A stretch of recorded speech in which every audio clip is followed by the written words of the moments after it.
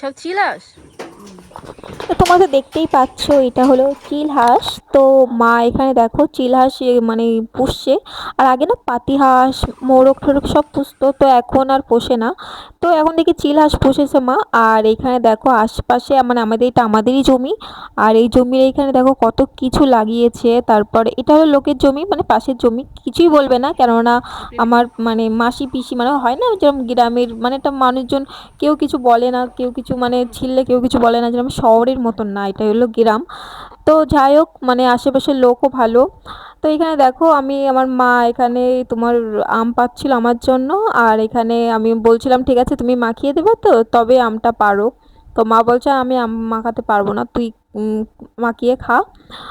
তো এই ছিল আমার ভিডিও, ছোট্ট একটা ভিডিও। কেমন লাগলো কমেন্ট করে জানিও কিন্তু, ভালো লাগলে